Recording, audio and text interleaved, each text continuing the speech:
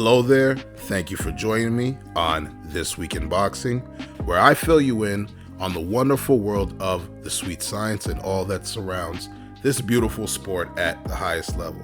Now, for our first topic, let's talk about the performance of Canelo Alvarez against Billy Joe Saunders.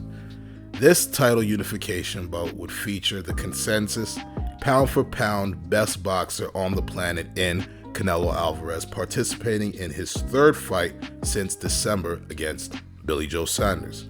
But before we get to that, let's talk about the events preceding the fight. Billy Joe Saunders, 2 weeks leading up to the fight, would threaten multiple times to pull out of the contest due to his issues with the judges and the size of the ring.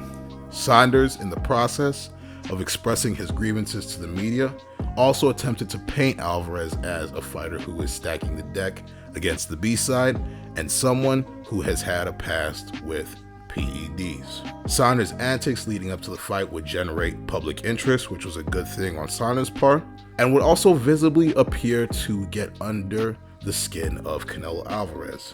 Following the face-off photo op, where Saunders declined to show up, Alvarez would exclaim to a member of Saunders' team, "You're an effing P-word." This was in response to some trash talk that took place as he was leaving the lobby of the venue.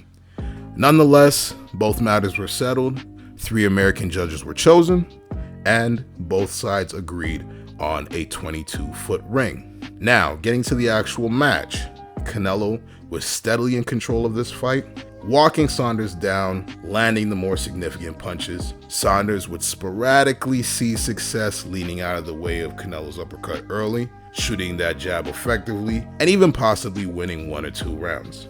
But eventually, Alvarez would time Billy Joe Saunders up, taking advantage of a reoccurring defensive mistake.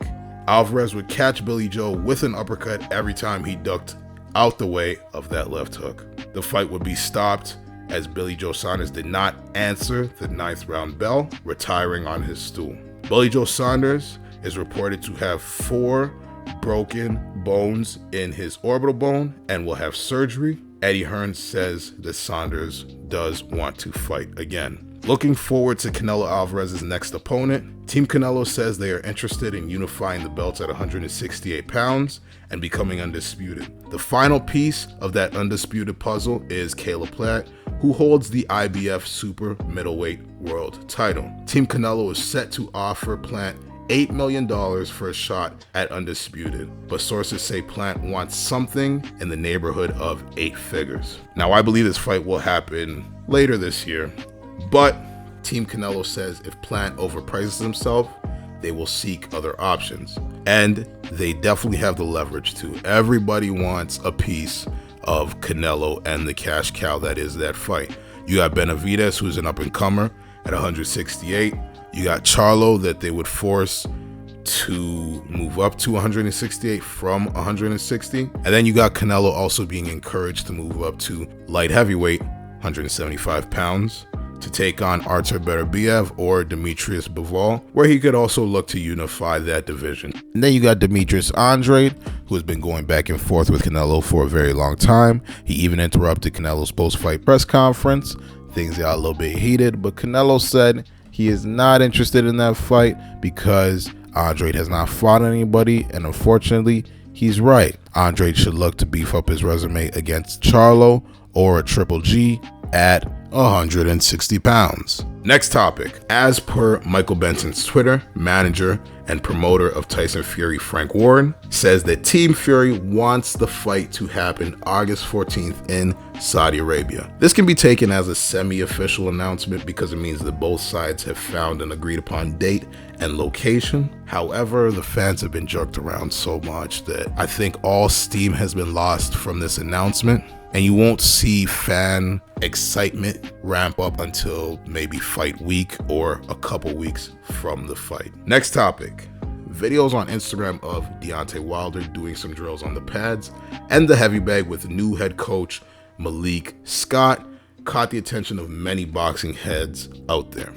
There were mixed responses to what was displayed. Some say Wilder is more dangerous now. Others say the things he showed in the videos were very basic and not impressive at all. What I saw was Deontay Wilder doubling up that left hand, even tripling it up sometimes, throwing shots to the body, measuring that deadly right hand with a more precise jab. All things I didn't see before. Ultimately, I think he's improved. I think that any guy who got to 42-1-1, not being technically sound, has to be more dangerous, having ironed out a few more wrinkles in his game.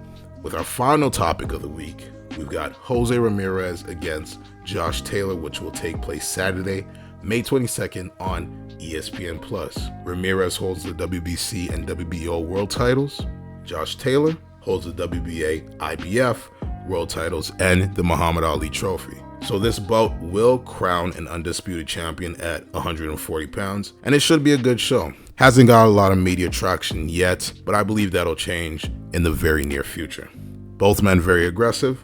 Both men have come forward type of styles, but I do have to give Ramirez the slight edge when it comes to the output department. Make sure you tune into this show next week, where I give my prediction and preview of how I believe that fight will go. That's all for now.